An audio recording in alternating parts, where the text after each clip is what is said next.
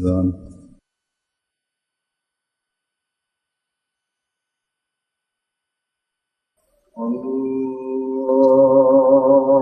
الله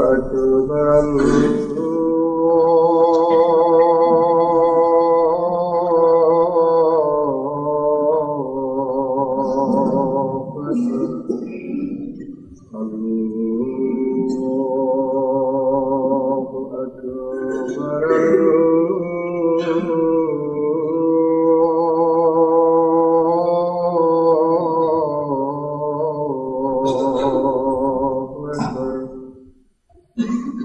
أشهد أن لا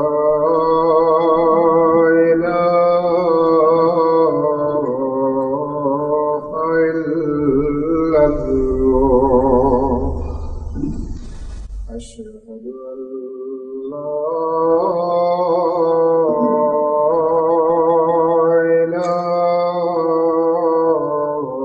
إله إلا الله أشهد أن محمدا رسول الله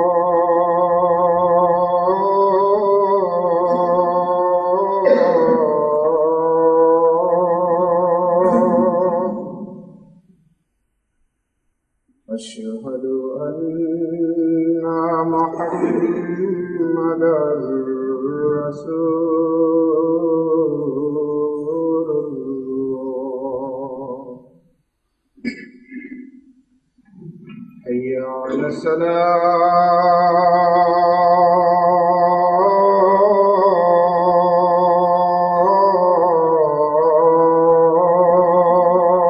الصلاة حي على الصلاة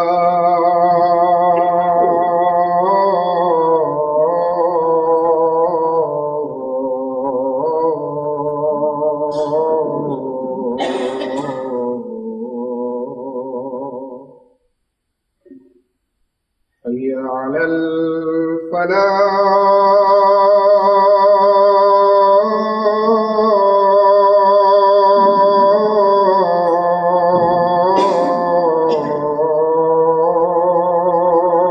الفلاح حي على الفلاح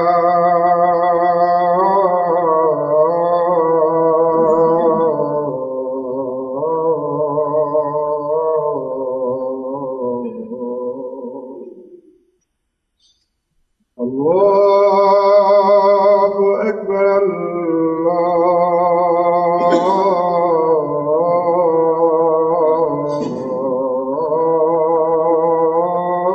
الله أكبر لا إله إلا الله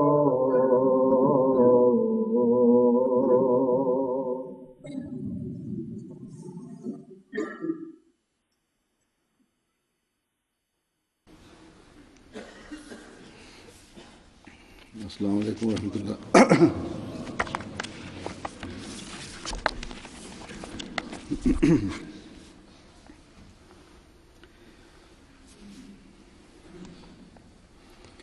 أشهد أن لا إله إلا الله وحده لا شريك له وأشهد أن محمدا عبده ورسوله أما بعد فأعوذ بالله من الشيطان الرجيم بسم الله الرحمن الرحيم الحمد لله رب العالمين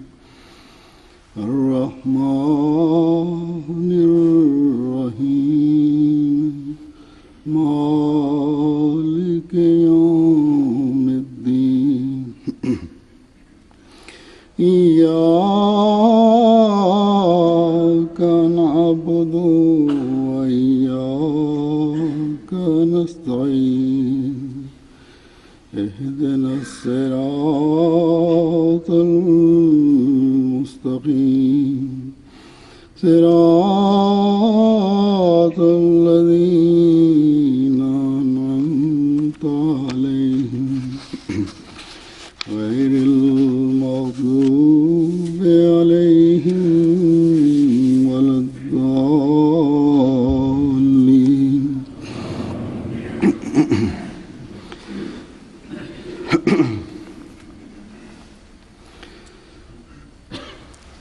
مہمان نوازی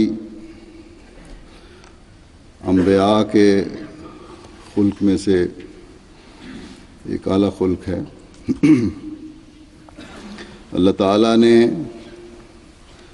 حضرت ابراہیم علیہ السلام کے ذکر میں اس کو یوں بیان فرمایا ہے کہ جب آپ کے پاس معزز مہمان آئے تو سب سے پہلا کام جو آپ نے کیا وہ یہ تھا کہ فراغا الی اہلہ فجاء بعجل سمین، یعنی وہ جلدی سے اپنے گھر والوں کی طرف گیا اور ایک موٹا تازہ بھنا ہوا بچڑا لے آیا۔ تو آپ نے مہمانوں سے یہ نہیں پوچھا کہ دور سے آئے ہو یا نزدیک سے آئے ہو، یا بھوک لگی ہے یا نہیں لگی، کھانا کھاؤ گے یا نہیں کھاؤ گے، بلکہ فوری طور پر گھر کے اندر گئے اور کھانا تیار کروا کر لے آئے۔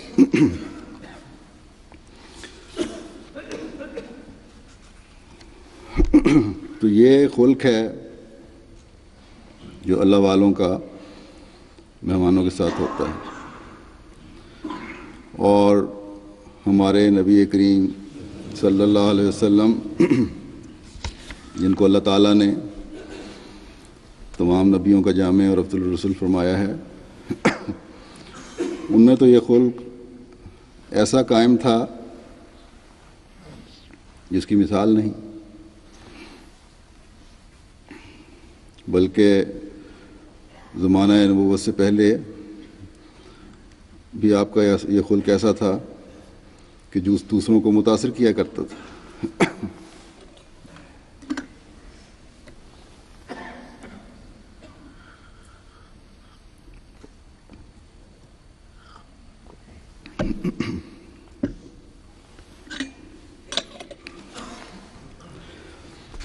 چنانچہ دیکھ لیں، جب آن حضرت صلی اللہ علیہ وسلم پر پہلی دفعہ وحی نازل ہوئی تو اور آپ گھبرا کر بڑے سخت گھبرائے، گھر تشریف لائے، تو حضرت ختیجہ سے جب اس گھبراہٹ کا ذکر کیا تو آپ نے عرض کیا، تو دیکھیں کیسا خوبصورت جواب تھا۔ روایت میں آتا ہے کہ حضرت ختیجہ نے عرض کی کہ اللہ کی قسم، جیسے آپ سوچ رہے ہیں ویسے ہرگز نہیں ہوگا، اللہ تعالیٰ آپ کو کبھی بھی رسوا نہ کرے گا۔ اللہ کی قسم، آپ صلہ رحمی کرتے ہیں، سچی بات کرتے ہیں، دوسروں کے بوجھ اٹھاتے ہیں، ناپید نیکیاں بجا لاتے ہیں، لوگوں کی مہمان نوازی کرتے ہیں، اور آفات سماوی کے نازل ہونے پر لوگوں کی مدد کرتے ہیں۔ یعنی جو اعلیٰ اخلاق دنیا سے غائب ہو گئے ہیں ان کو آپ قائم کرتے ہیں، جن میں سے ایک مہمان نوازی بھی ہے۔ اور اللہ تعالیٰ کو یہی خلق تو پسند ہیں۔ تو یہ کس طرح ہو سکتا ہے کہ ایسے اخلاق والے انسان کو خدا تعالیٰ ضائع کر دے؟ اور جیسا کہ میں نے کہا کہ ان مختلف قسم کی نیکیوں میں سے ایک نیکی مہمان نوازی بھی ہے، جو بندے کو اللہ تعالیٰ کا قرب دلانے اور اس کی رضا حاصل کرنے کا باعث بنتی ہے۔ اب میں حضرت صلی اللہ علیہ وسلم کے مختلف مواقع پر مہمان نوازی کے تعلق میں جو آپ نے نمونے قائم فرمائے اور اپنے عمل سے جو اعلیٰ مثالیں ہمارے سامنے پیش فرمائیں، ان میں سے چند ایک پیش کرتا ہوں، اور پھر یہ کہ اپنی امت کو بھی نصیحت فرمائی کہ کس طرح مہمان نوازی کرو۔ آپ کے پاس کوئی مہمان آتا تو اس وقت گھر میں بھی اگر کوئی آتا تو جو بھی میسر ہوتا مہمان کو پیش فرماتے۔ بعض دفعہ گھر میں آپ کھانا تناول فرما رہے ہوتے، اگر کوئی آتا ہے تو بڑی بے تکلفی سے آنے والے کو اپنے ساتھ شامل کرتے۔ ایک روایت میں آتا ہے، عبد الحمید بن سیفی اپنے والد اور اپنے دادا کے واسطے سے روایت کرتے ہیں کہ صہیب رضی اللہ عنہ نے نبی صلی اللہ علیہ وسلم کے پاس آئے۔ اس وقت نبی صلی اللہ علیہ وسلم کے سامنے کھجور اور روٹی پڑی ہوئی تھی۔ حضور صلی اللہ علیہ وسلم نے حضرت صہیب سے کہا کہ قریب آ جاؤ اور کھاؤ۔ راوی کہتے ہیں کہ صہیب کھجوریں کھانے لگے۔ اس پر رسول اللہ صلی اللہ علیہ وسلم نے فرمایا، آپ کی آنکھ دکھنے آئی ہوئی ہے۔ رسول کی اشد ایک آنکھ دکھ رہی تھی، اس کے باوجود تم نے کھجوریں کھانی شروع کر دی ہیں۔ تو بے تکلف ماحول تھا۔ حضرت صہیب نے اس پہ جواب دیا کہ یا رسول اللہ، میں اس آنکھ کی طرف سے کھا رہا ہوں جو درست ہے۔ تو دیکھیں کتنا سادہ اور بے تکلف ماحول ہے۔ بعض دفعہ ایسے موقع بھی آئے کہ آپ کھانا تناول فرما رہے ہیں اور کوئی آ گیا تو اس کو ساتھ شامل ہونے کی دعوت دی، چاہے جتنی مرضی تھوڑی مقدار میں ہو۔ ایک روایت میں آتا ہے کہ ایک صحابی کسی کام سے حضرت صلی اللہ علیہ وسلم کے ساتھ نماز کے بعد آپ کے ساتھ ہی آپ کی رہائش کی طرف آ گئے اور دروازے تک آپ کے ساتھ آ گئے۔ تو آپ اندر گئے رسول کریم صلی اللہ علیہ وسلم، اور تھوڑی دیر بعد تھوڑا سا ایک کھانا لے کے آئے اور فرمایا کہ آؤ کھائیں۔ لیکن کھانا اتنی کم مقدار میں تھا کہ وہ کہتے ہیں کہ میں ہچکچاتا رہا۔ بہرحال صلی اللہ علیہ وسلم نے فرمایا کہ تم کسی لگتا ہے کسی کام سے آئے ہو، تو جو بھی کام تھا وہ پوچھا اور واپس چلے گئے۔ لیکن آپ دیکھیں کہ گھر میں جو کچھ میسر تھا ساتھ آ گیا، اس کو مہمان سمجھا اور گھر کے اندر اس کو لے آئے اور فرمایا کہ آؤ کھائیں۔ پھر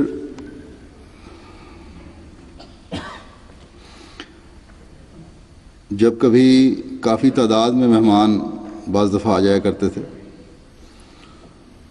تو آپ مہمانوں کو صحابہ میں تقسیم کر دیا کرتے تھے، اور صرف ان میں نہیں کرتے تھے بلکہ اپنے ساتھ بھی اس طرح تقسیم کر کے لے جاتے تھے۔ ایک ایسے ہی موقع کا روایات میں یوں ذکر آتا ہے، عبداللہ بن طوفہ رضی اللہ عنہ بیان کرتے ہیں کہ جب حضرت صلی اللہ علیہ وسلم کے پاس کثرت سے مہمان آتے تو آپ صلی اللہ علیہ وسلم فرماتے کہ ہر کوئی اپنا مہمان لیتا جائے۔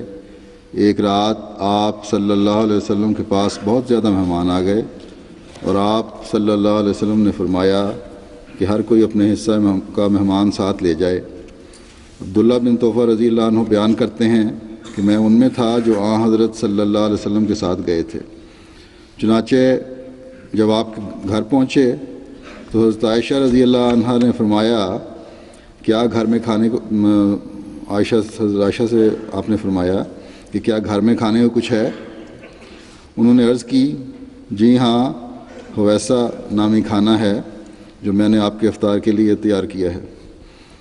تو راوی کہتے ہیں کہ وہ کھانا ایک برتن میں ڈال کر لائیں، تھوڑا سا ہوگا، اس میں سے رسول اللہ صلی اللہ علیہ وسلم نے تھوڑا سا لیا اور تناول فرمایا، پھر فرمایا کہ بسم اللہ کر کے کھائیں، پھر ہمیں بھی دیا۔ چنانچہ ہم نے اس کھانے میں سے اس طرح کھایا کہ ہم اسے دیکھ نہیں رہے تھے۔ پھر اس کے بعد حضرت صلی اللہ علیہ وسلم نے فرمایا اے عائشہ، کیا تمہارے پاس پینے کو کوئی چیز ہے؟ انہوں نے کہا جی ہاں، حریرہ ہے جو میں نے آپ کے لیے تیار کیا ہے۔ فرمایا لے آؤ۔ حضرت عائشہ وہ لائیں تو حضرت صلی اللہ علیہ وسلم نے پکڑا اور برتن کو اپنے منہ کی طرف بلند کیا، تھوڑا سا نوش کر کے فرمایا بسم اللہ کر کے پینا شروع کرو۔ پھر ہم اس سے اس طرح پینے لگے کہ ہم اسے دیکھ نہیں رہے تھے۔ پھر اس کے بعد ہم حضرت صلی اللہ علیہ وسلم کے گھر سے مسجد میں چلے آئے، اور یہاں آنے کے بعد روایت میں ہے کہ صلی اللہ علیہ وسلم نے پوچھا کہ اب تم کہاں سونا چاہتے ہو، یہاں رہنا ہے یا مسجد جانا ہے؟ تو سب نے کہا ہم مسجد جا کے سوئیں گے۔ تو کہتے ہیں ہم مسجد چلے گئے اور وہاں جا کے سو گئے، اور صبح صلی اللہ علیہ وسلم تشریف لائے، نماز کے لیے جگایا ہر ایک کو۔ تو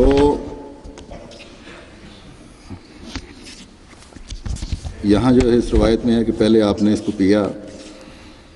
اس سے یہ خیال نہیں ہونا چاہیے کہ شاید اس لیے کہ آپ نے سمجھا کہ میرا پہلے حق ہے یا میں پی لوں، بلکہ اس لیے کہ اس کی مقدار تھوڑی تھی، اور آپ کو پتہ تھا کہ آپ کے پہلے منہ لگانے سے اس میں برکت پیدا ہوگی، اور آپ کی دعا سے یہ کھانا جو ہے مہمانوں کے لیے کافی ہو جائے گا، اس لیے آپ نے پہلے شروع کیا۔ اور پھر مہمانوں کے آرام کے لیے بھی فرمایا کہ جاؤ اب سو جاؤ جہاں بھی سونا چاہتے ہو۔ پھر نماز کے لیے جو جگایا۔ مہمان نوازی کے زمرے میں یہ بھی ہے کہ جب مہمان آئیں تو اگر وہ آپ کے ہم مذہب ہیں تو ان کو نمازوں کی طرف بھی توجہ دلائی جائے، صبح اٹھایا جائے۔ تو یہاں بھی ہمارے جلسے پہ اس لیے انتظام ہوتا ہے تاکہ نمازوں میں شامل ہو سکیں، لوگ نمازوں میں شامل ہو سکیں۔ پھر آپ صلی اللہ علیہ وسلم کو اپنے صحابہ کی حالت کا اندازہ تھا کہ وہ کس طرح فاقہ کشیاں کرتے ہیں، غربت کا زمانہ تھا، اور سب سے زیادہ جو اس دور سے گزرتے تھے وہ آپ صلی اللہ علیہ وسلم خود تھے، فاقے کی حالت میں ہوتے تھے۔ اور جب بھی کبھی کھانے کے ظاہری اسباب میسر آتے تھے، چاہے وہ تھوڑے سے ہی ہوں، آپ اس یقین کے ساتھ کہ اس کھانے میں خدا تعالیٰ میری دعا سے برکت ڈال دے گا، اپنے صحابہ کو بھی بلا لیا کرتے تھے، ان لوگوں کو بھی بلا لیا کرتے تھے جو بھوکے وہاں بیٹھے ہوا کرتے تھے، تاکہ ان کی بھی اس انتظام کے تحت مہمان نوازی ہو جائے۔ ایک واقعہ کا یوں ذکر ملتا ہے، حضرت انس رضی اللہ عنہ روایت کرتے ہیں کہ رسول اللہ صلی اللہ علیہ وسلم نے ام سلیم کے گھر کے رسول کریم صلی اللہ علیہ وسلم ام سلیم کے گھر کے قریب سے گزرتے تو ان کے گھر آتے اور ان کو سلام کہتے۔ حضرت انس روایت کرتے ہیں کہ جب نبی کریم صلی اللہ علیہ وسلم کی شادی حضرت زینب بنت جہش سے ہوئی تو مجھے میری والدہ ام سلیم نے کہا کہ اگر ہم رسول اللہ صلی اللہ علیہ وسلم کو کوئی تحفہ بھیجیں تو کتنا اچھا ہوگا۔ اس پر میں نے کہا بھیج دیں۔ تو میرے کہنے کے بعد میری والدہ نے کھجور، گھی اور پنیر کے ایک برتن میں ڈالا اور ان کو ملا کر حیث نامی کھانا تیار کیا۔ پھر وہ کھانا مجھے دے کر رسول اللہ صلی اللہ علیہ وسلم کے پاس بھیج دیا۔ جب میں رسول اللہ صلی اللہ علیہ وسلم کے پاس پہنچا تو آپ نے مجھے ارشاد فرمایا کہ اس برتن کو رکھو۔ پھر کچھ آدمیوں کا نام لے کر فرمایا کہ ان کو بلا لاؤ، اور ہر وہ شخص جو تمہیں ملے اسے کہنا کہ میں بلا رہا ہوں۔ حضرت انس کہتے ہیں کہ میں نے حضور صلی اللہ علیہ وسلم کے ارشاد کے مطابق کیا۔ جب میں واپس آیا تو گھر آدمیوں سے بھرا ہوا تھا۔ پھر میں نے نبی کریم صلی اللہ علیہ وسلم کو دیکھا کہ آپ نے اپنا دست مبارک اس کھانے پر رکھا اور اس کو برکت دینے کے لیے کچھ دیر دعا کرتے رہے۔ پھر رسول اللہ صلی اللہ علیہ وسلم 10 افراد کو بلانے لگے جو اس برتن میں سے کھاتے تھے، اور رسول اللہ صلی اللہ علیہ وسلم ان کو فرماتے تھے کہ بسم اللہ پڑھ کر کھاؤ اور ہر شخص اپنے سامنے سے کھائے۔ حضور صلی اللہ علیہ وسلم اسی طرح ان سب کو بلاتے رہے یہاں تک کہ ان سب نے کھانا کھا لیا۔ تو دیکھیں کتنا خیال تھا کہ کھانا آیا ہے، باقیوں کو بھی کھلایا جائے، جو بھوکے ہیں ان کی مہمان نوازی ہو جائے۔ تو یہ تھے آپ کے مہمان نوازی کے طریقے کہ بھوکوں ضرورت مندوں کو بلا کر اللہ تعالیٰ کے حکم کے مطابق کھانا کھلاتے اور مہمان نوازی فرمایا کرتے تھے۔ پھر صرف یہی نہیں کہ آپ نے عارضی طور پہ کبھی کبھی مہمان بلا لیے اور ان کی مہمان نوازی کر دی، بلکہ ایسا بھی ہوا کہ آپ نے بعض مہمان مستقل اپنے ہاں لمبے عرصے کے لیے ٹھہرائے اور ان کے لیے مستقل خوراک کا انتظام فرمایا، حالانکہ اس وقت حالت ایسی تھی کہ خود بھی گھر میں شاید انتظام اتنا اچھا نہیں ہوتا تھا، بلکہ نہ صرف انتظام فرمایا بلکہ کھانے کا انتظام ہی ان کے سپرد کر دیا کہ اپنا پیٹ بھرنے کے بعد میرے لیے بھی رکھ دیا کرو۔ اس کا ذکر یوں ملتا ہے، حضرت مقداد بن اسود رضی اللہ عنہ روایت کرتے ہیں کہ میں اور میرے دو ساتھی جن کی محنت و مشقت اور خوراک کی کمی کی وجہ سے قوت سماعت اور بصارت یعنی دیکھنے اور سننے کی جو طاقت تھی، نظر اور آنکھوں پہ اثر پڑا تھا، اس متاثر ہو گئی تھی۔ حضرت صلی اللہ علیہ وسلم کے صحابہ کے پاس آئے مگر ان میں سے کسی نے ہماری طرف توجہ ہی نہ دی۔ پھر ہم حضرت نبی کریم صلی اللہ علیہ وسلم کی خدمت میں حاضر ہوئے تو آپ ہمیں اپنے گھر والوں کے پاس لے گئے۔ وہاں پر 3 بکریاں تھیں۔ آپ نے فرمایا ان کا دودھ دوہا کرو، اور ہم میں سے ہر ایک اپنا اپنا حصہ پی لیتا اور رسول اللہ صلی اللہ علیہ وسلم کی طرف آپ کا حصہ لے جاتے، یعنی جو انتظام تھا کھانے کا وہ ان لوگوں کے سپرد کر دیا ہے کہ پی لیا کرو اور مجھے میرا حصہ دے دیا کرو۔ کہتے ہیں کہ حضرت صلی اللہ علیہ وسلم رات کے وقت تشریف لاتے اور سلام کرتے تو آواز اتنی اونچی نہ ہوتی کہ سویا ہوا بیدار ہو جائے، جو جاگ رہا ہوتا وہ سن لیتا۔ پھر آپ مسجد میں تشریف لے جاتے اور نماز ادا فرماتے، پھر آپ کے پاس پینے کے لیے دودھ لایا جاتا جو آپ پی لیتے۔ ایک دن وہ کہتے ہیں کہ بھوک کی وجہ سے میں سارا دودھ پی گیا، لیکن حضرت صلی اللہ علیہ وسلم جو تشریف لائے تو دودھ نہیں تھا، لیکن آپ کی برکت کی وجہ سے بکری جو دودھ تھی دینے والی تھی اس کو دوبارہ دودھ اتر آیا۔ پھر انہوں نے حضرت صلی اللہ علیہ وسلم کی خدمت میں پیش کیا تو آپ نے فرمایا نہیں پہلے خود پی لو، کیونکہ یہ بتایا نہیں تھا کہ ہم سارا پی چکے ہیں۔ تو بہرحال پہلے پلا کے پھر آپ نے تھوڑا سا پیا اور بقایا پھر مہمانوں کو دے دیا۔ پھر ایک اور روایت میں اسی مستقل مہمان نوازی کا ذکر یوں ملتا ہے۔ مالک بن ابی عامر کی ایک لمبی روایت ہے جس میں بیان کرتے ہیں کہ ایک شخص طلحہ بن عبید اللہ کے پاس گیا اور کہنے لگا کہ اے ابو محمد، تم اس یمانی شخص یعنی ابو ہریرہ کو نہیں دیکھتے؟ یہ تم میں سے زیادہ رسول اللہ صلی اللہ علیہ وسلم کی احادیث کو جاننے والا ہے۔ ہمیں اس سے ایسی ایسی احادیث سننے کو ملتی ہیں جو ہم تم سے نہیں سنتے۔ اس پر انہوں نے کہا کہ اس بات میں کوئی شک نہیں، انہوں نے رسول اللہ صلی اللہ علیہ وسلم سے وہ باتیں سنی ہیں جو ہم نے نہیں سنی، اور اس کی وجہ یہ ہے کہ وہ مسکین تھے، ان کے پاس کچھ بھی نہیں تھا، اور وہ رسول اللہ صلی اللہ علیہ وسلم کے مہمان بن کر پڑے رہتے تھے۔ ان کا ہاتھ رسول اللہ صلی اللہ علیہ وسلم کے ہاتھ کے ساتھ ہوتا تھا، اور ہم لوگ کئی گھر والے اور امیر لوگ تھے، اور ہم رسول اللہ صلی اللہ علیہ وسلم کے پاس دن میں کبھی صبح اور کبھی شام آیا کرتے تھے۔ ایک اور روایت میں ہے کہ حضرت صلی اللہ علیہ وسلم کے پاس جب بھی کوئی چیز آتی، کھانے کی تحفہ وغیرہ آتا، تو آپ ان لوگوں کو پہلے بلا لیا کرتے جو مستقل وہاں پڑے ہوئے تھے۔ پھر آپ کی مہمان نوازی کا یہ عالم تھا کہ مہمان کو کبھی یہ احساس نہیں ہونے دیتے تھے، جس سے کہ یہ خیال کبھی پیدا ہو مہمان کو کہ آپ کی میرے کھانے پر نظر ہے، تاکہ کبھی وہ سبکی محسوس نہ کرے، شرمندگی محسوس نہ کرے۔ بلکہ بعض دفعہ یہ ہوتا کہ اگر مہمان کے ساتھ کھانا کھا رہے ہوں تو آہستہ آہستہ آپ خود بھی کھاتے رہتے تاکہ مہمان کسی شرمندگی کے بغیر کھاتا رہے۔ لیکن بعض دفعہ یوں بھی ہوا کہ کوئی کافر مہمان ہوا اور ضرورت سے زیادہ خوش خوراکی کا مظاہرہ کیا، لیکن آپ نے اظہار نہیں ہونے دیا، اور جتنی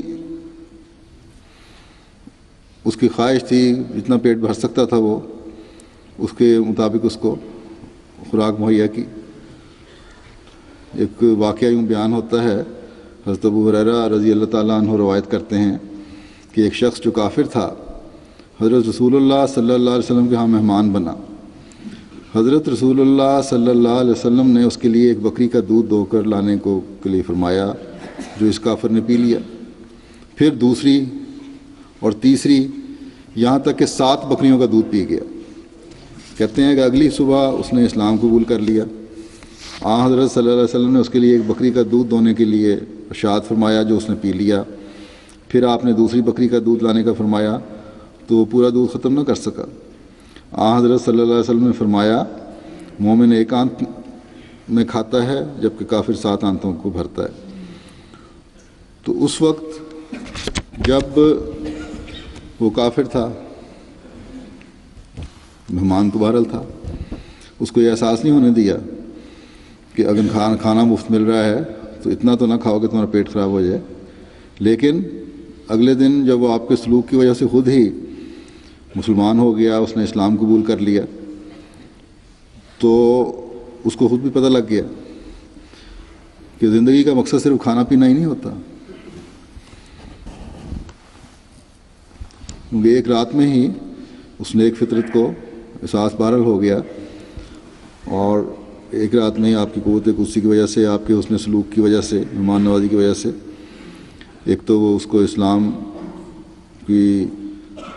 کے نور سے منور ہونے کی توفیق مل گئی، اور پھر زندگی کے مقصد کا پتہ چل گیا۔ اور پھر اس وقت جو خوراک لی وہ ایک مومن خوراک تھی۔ اسی طرح کا ایک واقعہ کا حضرت مسیح موعود علیہ الصلوۃ والسلام جو ذکر فرماتے ہیں کہ ہمارے پیغمبر صلی اللہ علیہ وسلم نے غریبی کو اختیار کیا۔ کوئی شخص عیسائی ہمارے نبی صلی اللہ علیہ وسلم کے پاس آیا، حضرت نے اس کی بہت سی تواضع و خاطرداری کی۔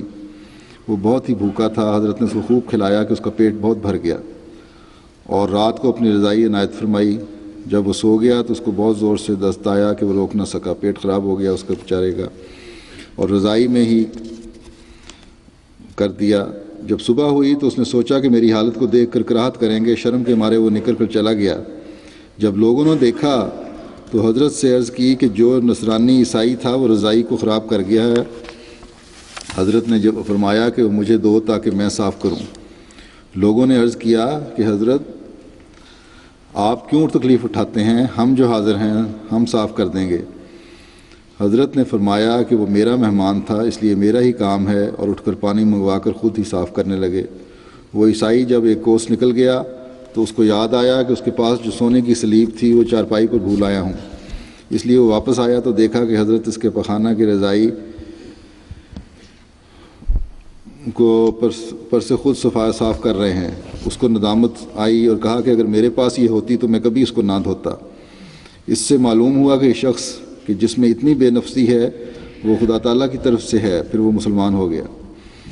تو پھر دیکھیں یہ کیا کیا مثالیں ہیں جو ہمارے نبی پاک صلی اللہ علیہ وسلم نے اپنے نمونے سے ہمیں دکھائیں۔ پھر جب کثرت سے وفود آنے لگے تو ان کی مہمان نوازی کا بھی آپ اہتمام فرماتے تھے۔ اس طرح کہ ایک واقعہ کو آپ نے ایک وفد کو آپ نے انصار کے سپرد کیا اور فرمایا ان کا خیال رکھنا اور اچھی طرح مہمان نوازی کرنا۔ اور پھر اگلے دن اس وفد کے افراد سے پوچھا کہ تمہارے بھائیوں نے تمہارے صحیح طرح مہمان نوازی کی ہے؟ سب نے کہا کہ واقعی انہوں نے مہمان نوازی کا حق ادا کر دیا ہے اور بہترین بھائی ثابت ہوئے ہیں۔ انہوں نے ہمارے لیے عمدہ کھانے کا انتظام کیا اور ہمارے لیے نرم بستر بچھائے، پھر ہمیں قرآن و سنت کی باتیں بھی سکھائیں۔ اس پر حضرت صلی اللہ علیہ وسلم نے بہت خوشی کا اظہار فرمایا۔ تو جیسا کہ پہلے ذکر آ چکا ہے حدیث میں کہ آپ مہمانوں کی ظاہری مہمان نوازی کے ساتھ ان کی روحانی تربیت کی طرف بھی توجہ دیا کرتے تھے، اور یہی کچھ آپ نے صحابہ کو سکھایا تھا۔ جیسا کہ اس میں ذکر آتا ہے کہ نمازوں کے وقت، صبح نماز کے وقت پھر آپ نے نماز کے لیے جگایا۔ تو اسی اسوہ پر عمل کرتے ہوئے صحابہ بھی اپنے مہمانوں کو مادی اور روحانی دونوں قسم کی غذاؤں کا خیال رکھا کرتے تھے۔ پھر آپ نے ایک وفد کی خود مہمان نوازی اپنے ہاتھوں سے کی، صرف اس لیے کہ فرمایا کہ ابتدائے اسلام میں جب مجبور اور مظلوم مسلمانوں پر مکے میں زیادتیاں ہو رہی تھیں تو ان کی ہم قوموں نے اس وقت مسلمانوں کے ساتھ اچھا سلوک کیا تھا۔ غرض ہر موقع پر آپ اس تلاش میں ہوتے تھے کہ کس طرح مہمان کی کس خدمت کا موقع ہاتھ آئے، اور یہی نصیحت آپ صحابہ کو فرمایا کرتے تھے۔ اپنے عمل کے ساتھ اپنی امت کو بھی یہی اسلوب آپ نے سکھائے اور نصیحت فرمائی، ترغیب دلوائی۔ چنانچہ ایک روایت میں آتا ہے، حضرت ابو ہریرہ بیان کرتے ہیں کہ حضرت صلی اللہ علیہ وسلم نے فرمایا، میری سنت میں یہ بات بھی شامل ہے کہ میزبان اعزاز و تکریم کے ارادے سے جس کے گھر مہمان آیا ہو، اس نیت سے کہ اس نے مہمان کو عزت دینی ہے، مہمان کے ساتھ گھر کے دروازے تک الوداع کہنے کے لیے آئے۔ تو الوداع کہنے کے لیے باہر چھوڑنے کے لیے باہر تک آیا کرتے تھے، دروازے تک۔ پھر ایک روایت میں آتا ہے، آپ نے فرمایا، حضرت ابو ہریرہ رضی اللہ عنہ روایت کرتے ہیں کہ جو شخص اللہ اور یوم آخرت پر ایمان رکھتا ہے وہ اچھی بات کہے یا خاموش رہے، اور جو شخص اللہ اور یوم آخرت پر ایمان لاتا ہے چاہیے کہ وہ اپنے پڑوسی کی عزت کرے، اور جو اللہ اور یوم آخرت پر ایمان لاتا ہے وہ اپنے مہمان کا احترام کرے۔ تو مہمان نوازی بھی ایمان کی نشانیوں میں سے ایک نشانی ہے۔ ایک دوسری روایت میں آتا ہے کہ آپ نے فرمایا کہ مہمان کا جائز حق ادا کرو، اور جائز حق کے بارے میں فرمایا کہ کم از کم ایک دن اور رات کی مہمان نوازی ہے۔ ویسے تو فرمایا کہ 3 دن کی مہمان نوازی ہے۔ پھر آپ کے اس اسوہ اور نصیحتوں کا یہ اثر تھا کہ صحابہ نے، مردوں نے بھی عورتوں نے بھی، مہمانوں کی خاطر اپنے اور اپنے بچوں کے پیٹ کاٹ کر، بھوکا رہ کر اور بچوں کو بھوکا رکھ کر اپنے مہمانوں کی مہمان نوازی کے حق ادا کیے۔ اور اسی طرح کی ایک اعلیٰ مثال روایت میں یوں ملتی ہے، حضرت ابو ہریرہ بیان کرتے ہیں کہ ایک مسافر حضور صلی اللہ علیہ وسلم کے پاس آیا، آپ نے گھر کہلا بھیجا کہ مہمان کے لیے کھانا بھجواؤ۔ جواب آیا کہ پانی کے سوا آج گھر میں کچھ نہیں ہے۔ اس پر حضور صلی اللہ علیہ وسلم نے صحابہ سے فرمایا، اس مہمان کے کھانے کا بندوبست کون کرے گا؟ ایک انصاری نے عرض کیا، حضور میں انتظام کرتا ہوں۔ چنانچہ وہ گھر گیا اور اپنی بیوی سے کہا، حضرت صلی اللہ علیہ وسلم کے مہمان کی خاطر مدارت کا اہتمام کرو۔ بیوی نے جواباً کہا کہ گھر میں تو صرف بچوں کے کھانے کے لیے ہے۔ انصاری نے کہا کہ اچھا تو کھانا تیار کرو، پھر چراغ جلاؤ، اور جب بچوں کے کھانے کا وقت آئے تو ان کو تھپ تھپا کر بہلا کر سلا دو۔ چنانچہ عورت نے کھانا تیار کیا، چراغ جلایا اور بچوں کو بھوکا سلا دیا، روتے روتے سو گئے۔ پھر چراغ درست کرنے کے بہانے اٹھی اور جا کر چراغ بجھا دیا، اور پھر دونوں مہمانوں کے ساتھ بیٹھے بظاہر کھانا کھانے کی آوازیں نکالتے اور چٹخارے لیتے رہے تاکہ مہمان سمجھے کہ میزبان بھی میرے ساتھ بیٹھے کھانا کھا رہے ہیں۔ اس طرح مہمان نے پیٹ بھر کر کھانا کھایا اور وہ بھوکے سو رہے۔ صبح جب وہ انصاری حضور کی خدمت میں حاضر ہوا تو آپ نے ہنس کر فرمایا کہ تمہاری رات کی تدبیر سے تو اللہ تعالیٰ بھی ہنسا۔ تو یعنی وہ آیت نازل ہوئی کہ یہ پاک باطن اور اثار پیشہ مخلص اور مومن اپنی ذات میں دوسروں کو ترجیح دیتے ہیں۔ تو دیکھیں کس قدر خوبصورت معیار ہیں مہمان نوازی کے جو صحابہ نے قائم کیے۔ پھر اس زمانے میں ہم دیکھتے ہیں آپ صلی اللہ علیہ وسلم کے اسوے پر چل کر عمل کرنے والے حضرت اقدس مسیح موعود علیہ الصلوۃ والسلام نے خود بھی کس طرح مہمان نوازی کے معیار قائم کیے، اور اس ضمن میں جماعت کو نصیحت بھی فرمائی. اس کی کیا میں دکھاتا ہوں.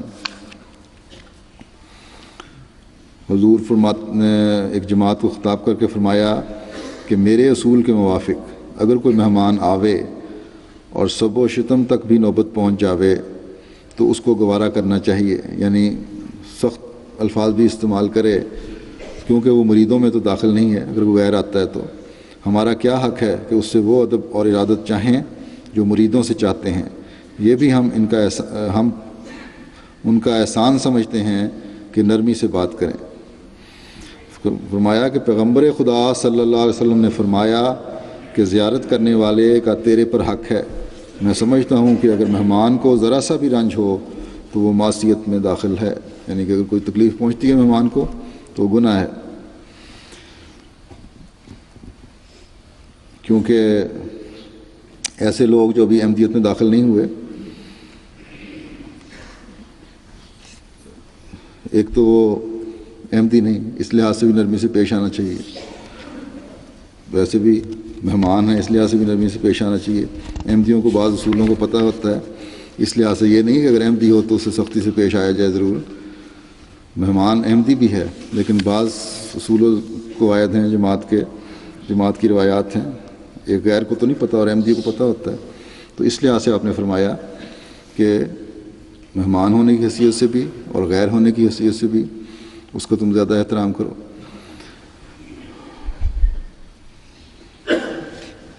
پھر آپ نے ایک اور روایت ملتی ہے کہ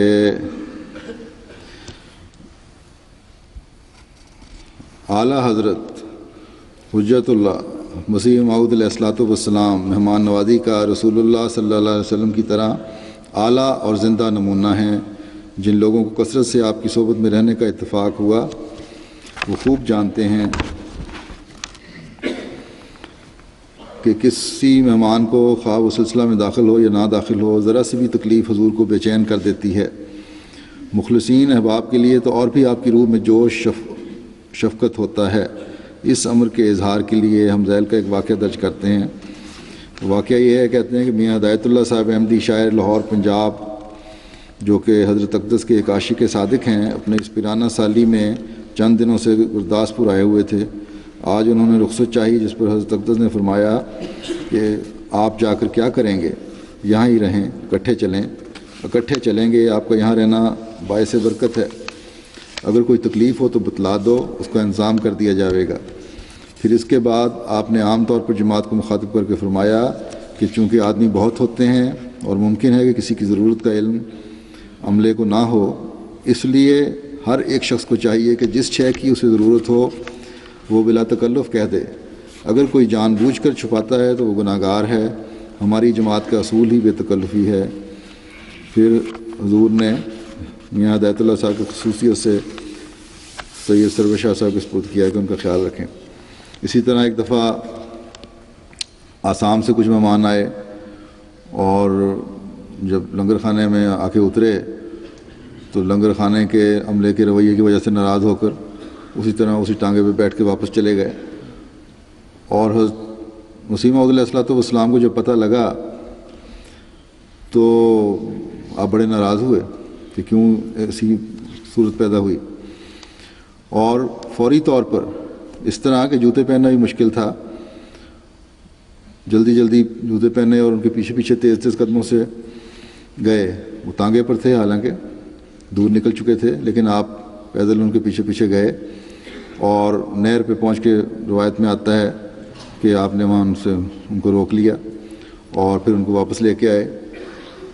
پھر مہمانوں کو کہا کہ آپ ٹانگے پہ بیٹھ کے چلیں، میں پیدل چلتا ہوں. بہرحال اس خلق کو دیکھ کر مہمان بھی شرمندہ تھے. وہ شرمندگی کہیں نہیں حضور ہم تو نہیں بیٹھیں گے، ساتھ ہی چلے. پھر بہرحال واپس آئے، قادیان آئے. لنگر میں آ کے پھر آپ نے خود سامان اتارنے کی طرف ہاتھ بڑھایا، لیکن اب تو کیونکہ کارکنان کے ساتھ کافی ہو چکا تھا، دیکھ چکے تھے، شرمندگی کا اظہار تھا. انہوں نے فوری طور پہ آگے ہاتھ بڑھ کے سامان اتارا. تو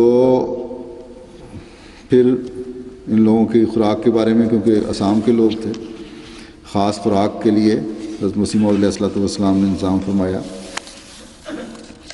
ایک روایت حضرت مفتی محمد صادق صاحب بیان کرتے ہیں، کہتے ہیں کہ مجھے یاد ہے کہ ایک دفعہ میں لاہور سے قادیان آیا ہوا تھا، غالباً 97 یا 98 1897 یا 1898 کا واقعہ ہوگا.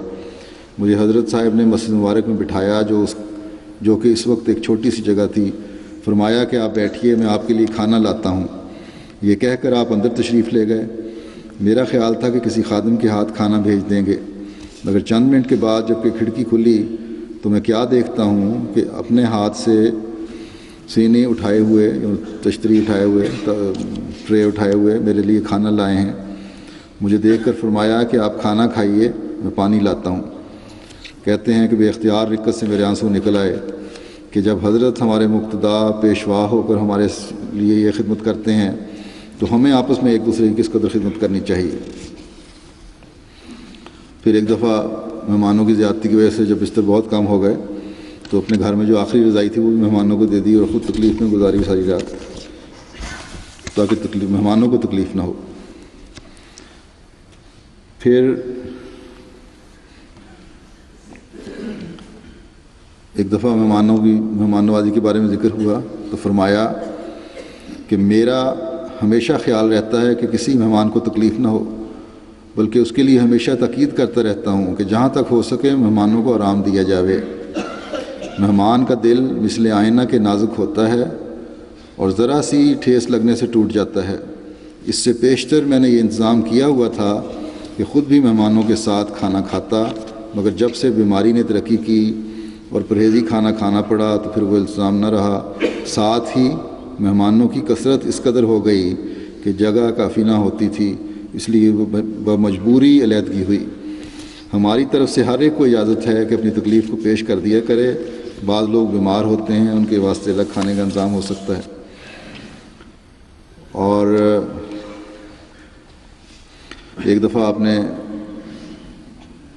جب مہمان بہت سارے آئے ہوئے تھے، جو لنگر خانے کے انچارج تھے میاں نجم الدین صاحب، ان کو فرمایا، تاکید کی کہ دیکھو بہت سے مہمان آئے ہوئے ہیں، ان میں سے بعض کو تم شناخت کرتے ہو اور بعض کو نہیں، اس لیے مناسب یہ ہے کہ سب کو واجب الاکرام جان کر تواضع کرو.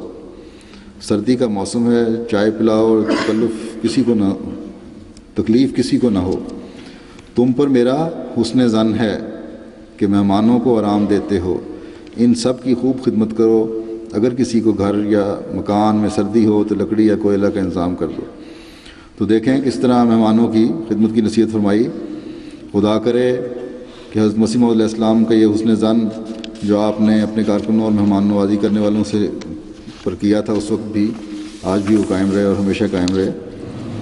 یہ اسوہ حسنہ جو نبی کریم صلی اللہ علیہ وسلم نے مہمان نوازی کا ہمارے سامنے رکھا، اور جس طرح آپ نے اپنے ماننے والوں کو اس طرح توجہ دلائی، اپنی امت کو اس طرح توجہ دلائی، اور جس کی مثالیں اس زمانے میں حضرت مسیح موعود علیہ الصلوۃ والسلام نے ہمارے سامنے قائم فرمائیں، یہ اس لیے ہیں کہ ہم بھی اپنے مہمانوں کی مہمان نوازی کی اسی طرح حق ادا کرنے والے ہوں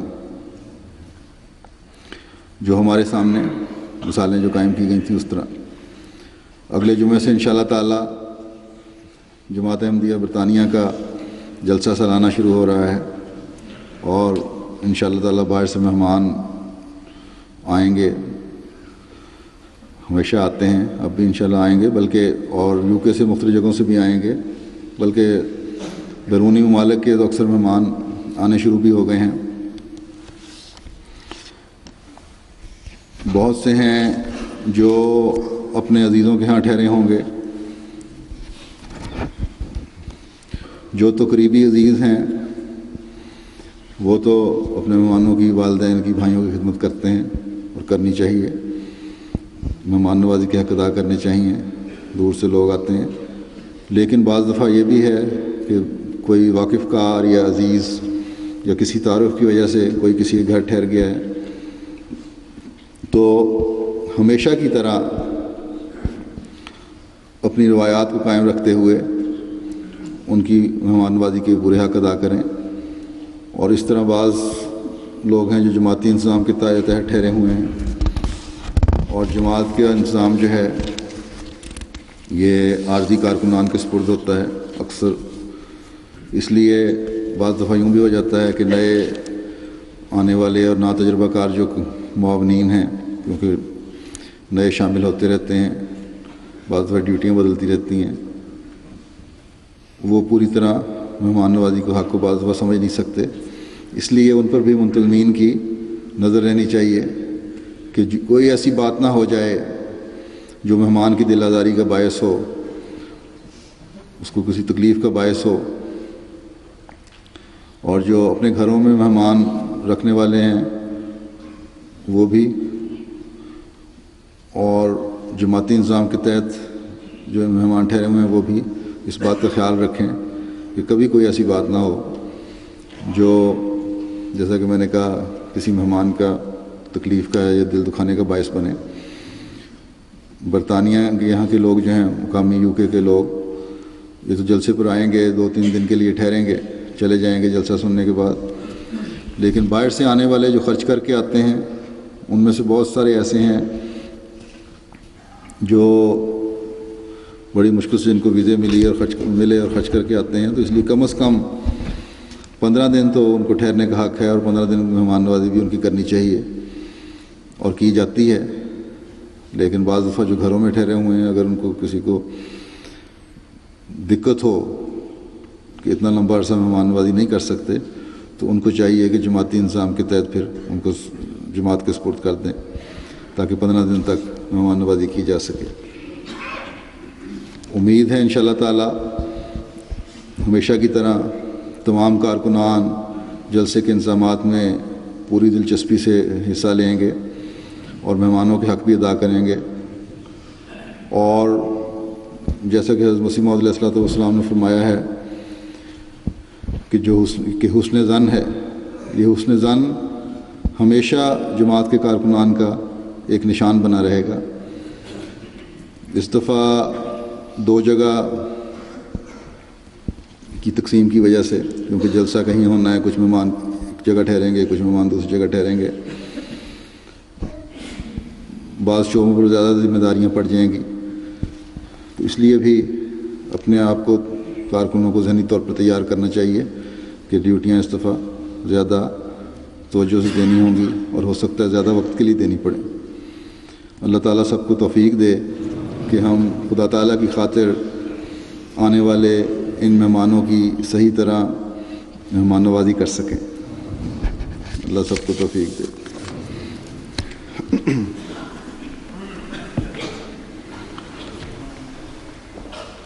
ساؤنڈ سسٹم میں کوئی پہلے دقت ہوتی ہے؟ آواز نہیں پہلے جاتی؟ آہستہ آہستہ اونچی ہوتی ہے آواز، شروع میں اونچی کر دیا کریں. الحمدللہ الحمدللہ نحمدہ ونستعینہ ونستغفرہ ونؤمن به ونتوکل علیہ ونعوذ باللہ من شرور انفسنا ومن سیئات اعمالنا من يهده الله فلا مضل له ومن يضلل فلا هادي له ونشهد أن لا إله إلا الله ونشهد أن محمدا عبده ورسوله. عباد الله رحمكم الله إن الله يأمر بالعدل والإحسان وإيتاء ذي القربى وينهى عن الفحشاء والمنكر المنكر والبغي يعظكم لعلكم تذكرون اذكروا الله يذكركم وادعوه